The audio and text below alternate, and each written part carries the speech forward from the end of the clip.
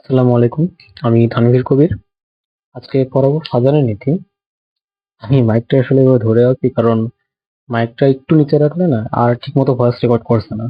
কারণ এই নিয়ে এইটা হচ্ছে সেকেন্ড বার ক্লাস শুট করতেছি ভালোভাবে। আর এর আগে আরো অনেকবার ট্রায়াল চলেছে। তো ফার্স্ট টাইম ক্লাস শুট করছিলাম, মাইকটা আরেক জায়গায় রেখে আমি পড়ানো শুরু করে দিতেছি। কোনো ভয়েস রেকর্ড হয়নি, না পেরে সেটা ডিলিট করা লেগেছে। 30 মিনিটের ক্লাস পুরো গেল। আচ্ছা না, শুরু করি। ফাদারের নীতিতে কি নির্দেশ করে এটা আগে জানতে হবে। ফাদারের নীতি নির্দেশ করা হচ্ছে একটা যৌগ কতটুকু পোলার হবে সেটা, মানে পোলারায়নের পরিমাণ নির্দেশ করবে। পোলারায়নের পরিমাণ। আচ্ছা, এখন জিনিসটা হচ্ছে পোলারায়নটা কি। পোলারায়নটা আচ্ছা, এটা অন্য কোনো ক্লাসে ভালোভাবে বলবো, মানে পুরো ডিটেলসে পড়াবো। আপাতত জাস্ট শর্ট করে বলি।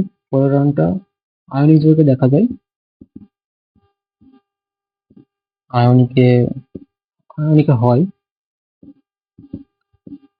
আর এই জিনিসটা হচ্ছে সমযোজীর বৈশিষ্ট্য, মানে একটা যৌগ যত বেশি পোলার হবে, মানে যত বেশি সেটা পোলারায়ন প্রদর্শন করবে তত বেশি সেটা সমযোজী হবে। এইটা সমযোজী যৌগের বৈশিষ্ট্য।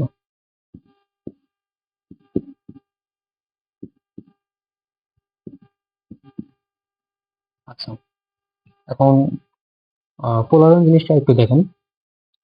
ধরেন একটা যৌগের এটা হচ্ছে ক্যাটায়ন পার্ট আর এটা হচ্ছে অ্যানায়ন পার্ট।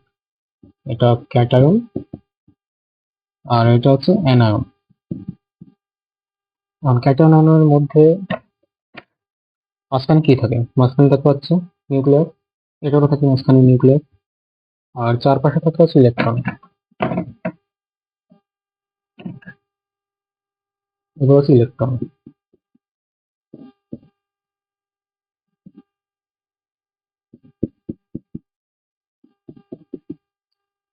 এখন এই যে ক্যাটায়নের নিউক্লিয়াস, নিউক্লিয়াস তো পজিটিভ আর ইলেকট্রন হচ্ছে নেগেটিভ চার্জ।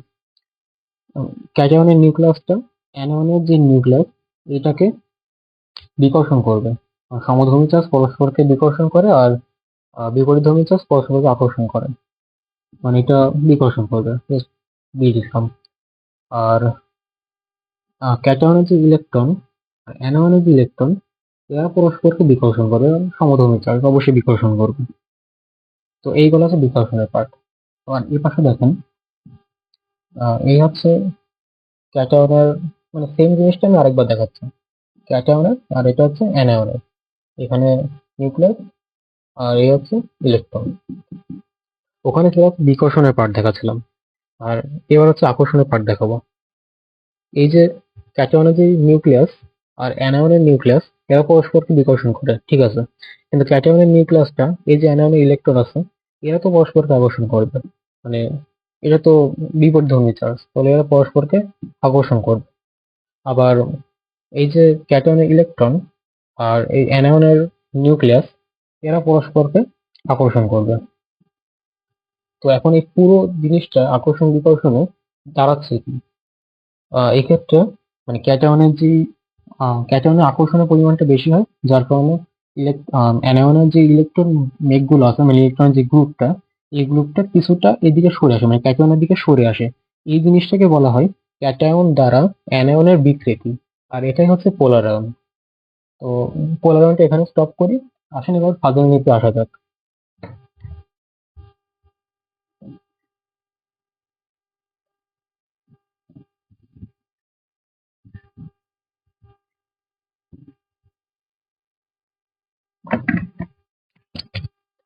এখন আয়নিক যৌগের আহ পোলারায়নটা কেমন হবে, মানে পোলারায়ন বেশি হবে নাকি কম হবে সেটা নির্ভর করে ফাজারের নীতির উপরে।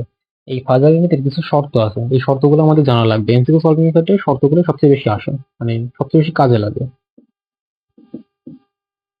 1 নম্বর শর্ত হচ্ছে ক্যাটায়নের পরিমাণ, সরি ক্যাটায়নের চার্জ ছোট হইতে হবে, সরি ক্যাটায়নটা ছোট হইতে হবে, ক্যাটায়নের আকার ছোট হইতে হবে।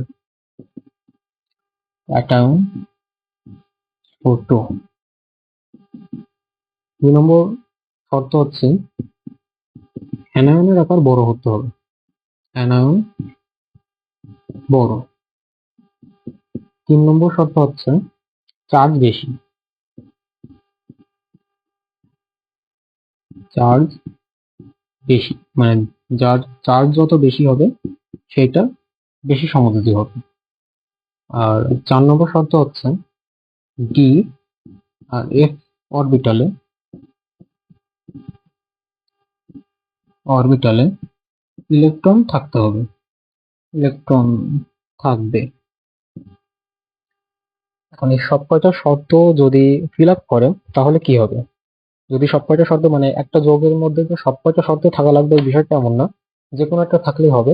যদি যে কোনো একটা ফিল আপ করে তাহলে সেই জিনিসটা বেশি সমযোজী হবে, মানে সমযোজী বৈশিষ্ট্য বেশি প্রদর্শন করবে। সমযোজী বেশি মানে সমযোজী বৈশিষ্ট্য বেশি। ওকে, এখন এর মধ্যে পরীক্ষায় সবচেয়ে বেশি আসে হচ্ছে ক্যাটায়নটা, অ্যানায়নটা আর এই চার্জ।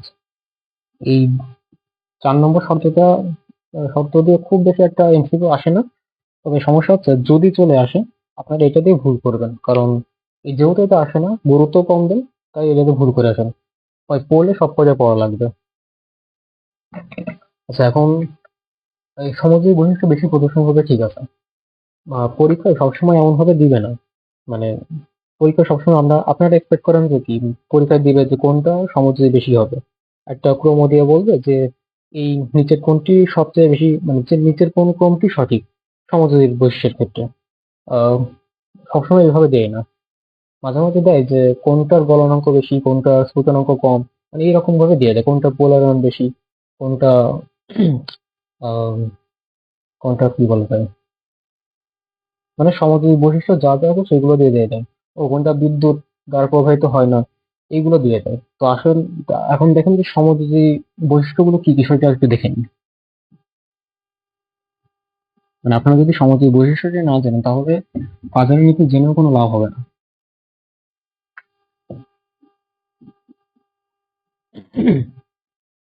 সমাজের এর বৈশিষ্ট্য, তো বৈশিষ্ট্য অনেকগুলো আছে, সব কয়টা লাগবে না আপাতত। ফাজানিকের জন্য জাস্ট কয়েকটা জানলেই না। 1 নম্বর হচ্ছে পানিতে অদ্রবণীয়, পানিতে অদ্রবণীয়। 2 নম্বর হচ্ছে এর পোলারায়ন বেশি। কি অবস্থা হাতের লেখার রে ভাই, তাড়াতাড়ি করতে যে।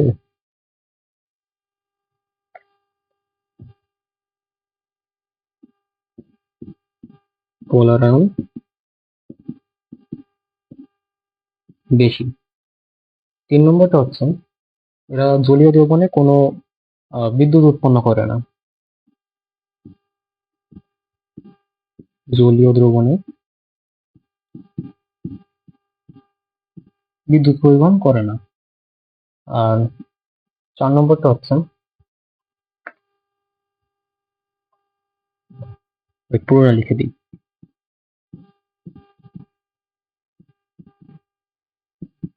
করে না।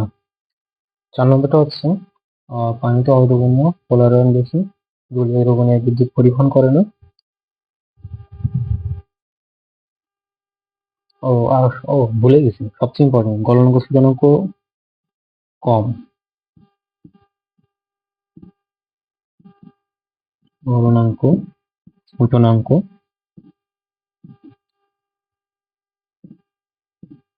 কম। সবচেয়ে বেশি ইম্পর্টেন্স হচ্ছে এইটা, এইটা। আর এইটা তো এটা নর্মালি আসে। 2 নম্বরটা, 2 নম্বর বৈশিষ্ট্যতে নর্মালি প্রশ্ন আসে। আর পানিতে অদ্রবণীয় এটা বেশি ইম্পর্টেন্ট। আর 3 নম্বরটা তেমন একটা আসে না। তো এই হচ্ছে আজকের ক্লাসটা। এর পরের ক্লাসে আমরা ফাংশনালিটির উপর বেশ ভালো ভালো কিছু এমসিকিউ সলভ করবো, কিছু ভার্সিটিতে আসা এমসিকিউ আর কিছু বোর্ডের এমসিকিউ সলভ করবো। তো আজকে এই পর্যন্তই। আসসালামু আলাইকুম।